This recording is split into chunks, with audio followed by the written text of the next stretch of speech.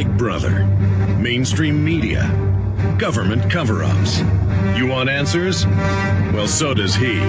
He's Alex Jones on the GCN Radio Network. And now, live from Austin, Texas, Alex Jones. Well, Kurt and Lori Haskell had been on an African vacation. They were over there sightseeing, a sightseeing safari. Coming back through Amsterdam, things got a bit hairy. Coming into Detroit from Amsterdam. He runs the Haskell law firm, very busy person. We appreciate him joining us. He just had the FBI in his office, but he is aware of Infowars.com, and so we appreciate him coming on the show with all the hundreds of media requests he is no doubt getting. Okay, just telling the story, but finishing up what we talked about in the last segment, then telling the story, sir. Okay. The first thing you asked, you said, to the FBI was, why are you here interviewing me about this and showing me photos when you have the surveillance footage from Amsterdam? Finish up with what happened there. Well, just to be straight, I don't assume anything. I said, wouldn't it be more appropriate that you brought the video from Amsterdam so that we could go over it together, and that would seems to me like that would be a good starting point. I didn't assume that they had it. I actually asked them. I asked them, you do have it, correct? And they gave me no response. Oh, boy. Right. I asked them several questions related to things like that while they're here, and they refused to answer anything whatsoever. They said they're here to get information from me, not me get information from them. Really? I thought in an investigation, witnesses are supposed to, bring up anything they think is important. Right. Which I did, but you think there'd be some collaboration there, but... Amazing. Did anything else in this interview not go well or seem strange? Go well? Well, it was very similar to the one I did in Customs, basic questions, take me through everything, what did you see, can you describe the people that you saw, et cetera, et cetera. With one exception is that they had a stack of pictures, and they went through them one by one with me and asked me to identify each person or not, to see if I saw them anywhere or not. That was the one difference. Amazing. It was about 10 pictures or so. Two of the pictures were of the terrorist man, and they kind of tried to trick me. They acted like it was two different people to see if I would agree. But it was. Oh, well, I was going to predict that, but I wanted you to say it yourself. If they are trying to cover up the investigation and screw it up, this is standard procedure. Now they're trying to impeach the witness. Because they really don't like what you saw, so we need to demand all of the airport video be released, not one video that was shooting a sidewall. Here's how it went down. Just so you know, again, I'm not making any opinions. I'm just stating what I witnessed. He gave me a picture of the terrorist.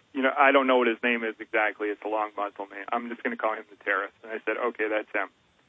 And then they said, can you identify this guy? And it looked to me like it was the terrorist again. And I said, is this some kind of trick where if I answer this wrong, you guys are going to try and use some kind of smear tactic against me to discredit me? And they kind of laughed, and I said, it looks like the terrorist again, but why don't you give me a full body shot? Because, part of myself identifying this man had to do with his entire body because he looks a little different. His skeletal form.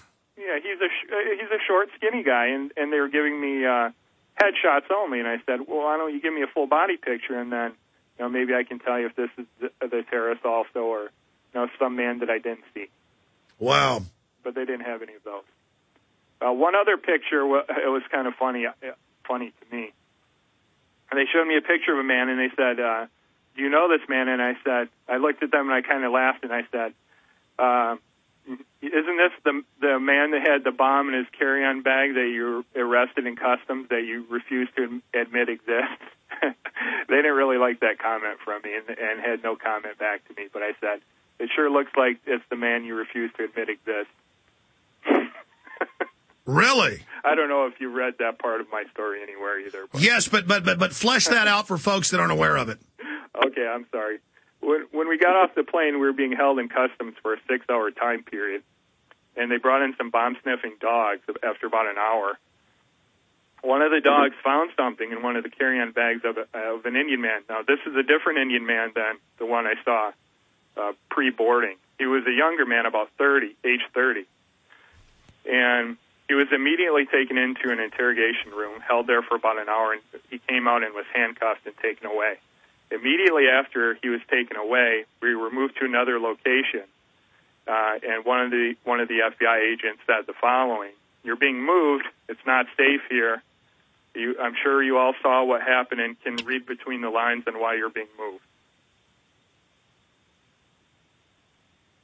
Read into that what you will. Wow. But nobody will mention this part of my story anywhere. And, everyone on the plane, or a majority of them, saw this. We were all in the same room. And I'm sure others... Again, we're talking to eyewitness Kurt Haskell. His wife saw much of the similar information. Other witnesses are corroborating a lot of what they're talking about. Take your time, because we have the time. Then I want to get into what you saw getting on the plane, once you were on the plane, the time we have. I'm skipping the next break coming up. We have it to the bottom of the hour. We got 16 minutes. Any detail, anything specific, start over, slowly retell what you just told us. What I just told you? Yes. About being in customs? Yes. Okay, slowly.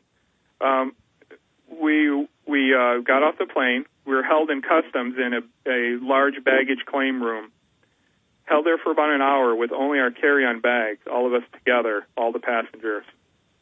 Bomb-sniffing dogs arrived approximately 1 hour later. One of the dogs smelled something in the bag of a 30-ish, what I would say, again, an Indian man. He looked like he was from India to me. The dog sat there like he's trained to do if he finds something. An officer immediately came over and took the man and took the bag into what I would call an interrogation room.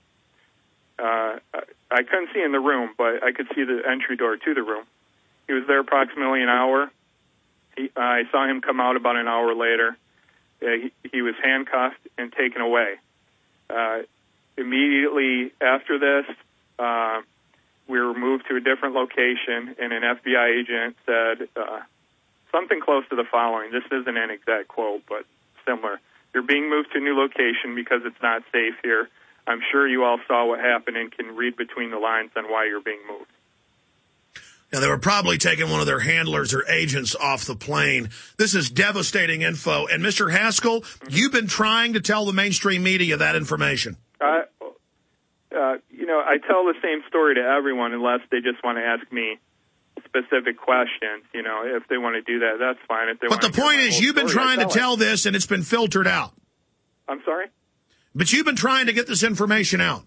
Well, I just tell my story, what's done with it. I understand, but you made the point. I haven't seen this anywhere in the media. This is big news. Well, I know this. I've repeated that same story to countless news agencies. Now, not all of them, because some of them just want to do a 2 or 3 minute blurb on me and, what I saw when it was going on, or Mr. Sharp-Dressed Man, or what have you. But to my knowledge, not one media source has reported this incident in customs. Not one. That, to my knowledge. Mm-hmm. Take from that. Yeah, this stinks. This stinks to high heaven. I know you're just robotically giving us the facts. As a good lawyer, you understand that. I can obviously speculate. This is really stinking to high heaven as a cover-up of what we're not sure.